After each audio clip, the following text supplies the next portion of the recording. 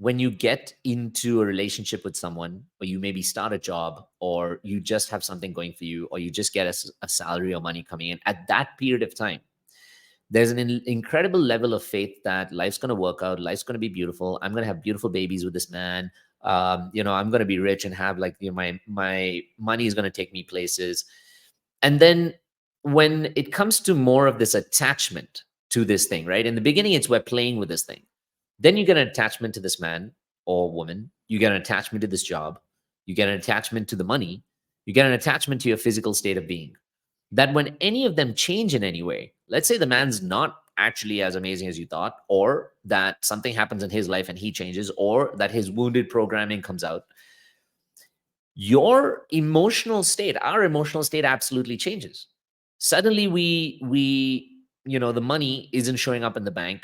Something happened at work. Maybe I got fired. Maybe, like, there's layoffs. Maybe I had to get a pay cut. And suddenly it's changed my emotional state of being completely because of one key thing. Not just that I'm attached to them. When you're attached to something, you have no faith.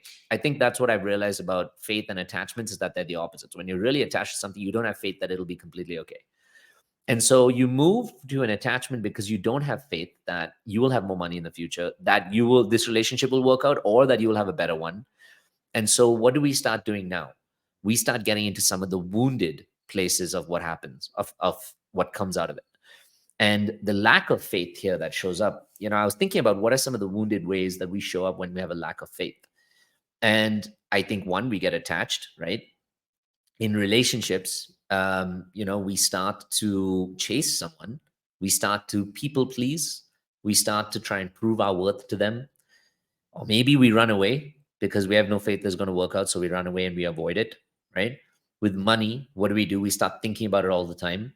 We start working and overworking. We start pushing ourselves dry. We start, being really scarce. We start controlling our partners. I've been guilty of that.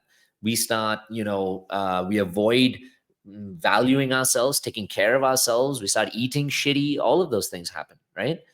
We start overthinking when we don't have faith. We're like, oh no, what am I going to do? Is it going to work out? Is it not? We're literally, I studied I studied a study, I guess, where they showed how when you're overthinking and when we're anxious, we're actually destroying the brain cells in the frontal part of our brain, the prefrontal cortex and the frontal lobes, which help us be more present, which help us be more, just more engaged with the environment right now, help our mathematical skills, help us have better conversations, better relationships, all of that stuff. When we're overthinking, we're destroying the brain cells there, and we're increasing the amount of brain cells in the reptilian part of your brain, in the back part of your brain, which is the survival part of your brain, the fear center, the amygdala. And so overthinking in itself is physically altering the shape of our brain, tuning us to be more capable. So as you put more brain cells in your amygdala, which is your fear center, in the future, you're also telling yourself that now my fear center is larger than my presence center. So that's where I'm going to start working and thinking and, doing things from all the time. And so now you're manifesting future anxieties even more. We start becoming impatient. This is the biggest one I wanted to talk about, that a lack of faith, I think today, in my opinion, that's probably one of the things where we're lacking the most: patience. And with patience, I think, comes faith. Can you think about it? Like, with patience comes faith, right? But we're lacking so much patience today, especially because of social media, especially because of everything else that's going on, that we're lacking the faith that comes in.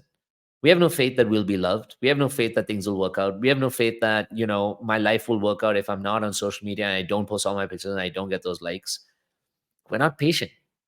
And that's a huge thing. Patience, I think, creates more connection with the present. It gives you more opportunity of how to enjoy the moment you have.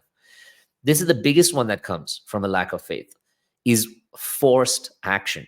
I didn't really take this one myself. I didn't come up with it. I took it from a page from Abraham Hicks's book. Abraham Hicks talking about abundance and everything else. That forced action is basically when you don't have faith, you're pushing yourself to try and control a circumstance or something else by, like I said, taking that forced action. So in relationships, this looks like trying to, please someone, trying to force them to text you all the time, trying to get them to say certain things to you, etc., trying to get them to prove to you that they're there for you. any of those particular things, right? And faith is in the opposite, that trusting that this person will show you who they really are, and then you allow them to show you that, and you make your choices at that point if you want to stay or don't stay. Forced action is like when you're working to try and overwork, burn yourself out. I met this, like in Europe, actually, they, I think, have a lot of patience and slowness in life, which I think in our, let's say, Western world of North America, we're not really used to. And so, my brother-in-law, he's French, and he's a really good example. Well, he works a lot, so may not be the best example, but he will do his best not to work on weekends. And I remember my sister was telling me once he got a call from some client in America on a Saturday, and my brother-in-law was with his kids. And the client was like, hey, we really need this thing. Like, my brother-in-law is a lawyer. So he said, we really need this thing delivered by Monday. And he said, okay, but it's the weekend. And he said, okay, but you know what? We'll pay you X amount more to get this done. He's like, you can pay me 5X. And he's like, I'm not going to do it because this is my time with my kids. And that creates so much value because the kids also realize the value of like the patience, the time, everything. Those are the values that they learn. But it's not something that we're used to doing. And overacting or forced action is something that I've found myself to be very guilty of. When it comes to, especially when I'm not in a place of faith, I notice that I do that a lot. We also get controlling. We get victimized, right? We get victimized. We're like, oh, nothing's working my way. Like they're the cause of this. They're the problem of these. We start abandoning ourselves, saying like, oh, no, it's not going to work out. Like, I don't think it's going to work out. We self-sabotage. We actually, we use opportunities to ruin our futures by saying, see, I told you it didn't work out anyway. So therefore, having more of a lack of faith. I think all of this really is just a method for us to prove our old wounded beliefs true, that we're not lovable enough, that we don't deserve success, that we don't deserve a beautiful life. I think that's really where our lack of faith comes from. What in the Gauntlet program I talk about as core wounds, the core wounds or stories we learn about ourselves, the core stories we learn about ourselves based on the childhood we have, and therefore the core beliefs that we create from there.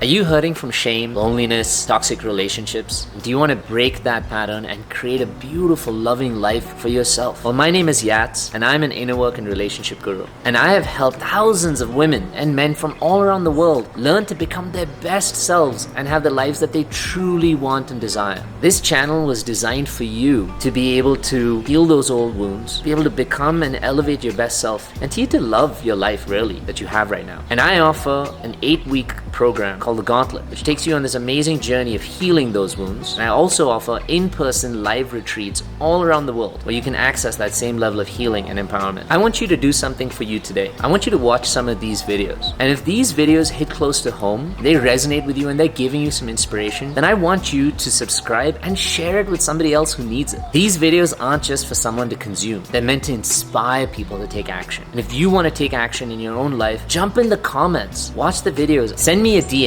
at The Inner Yats on Instagram, and I'll see you in the next video.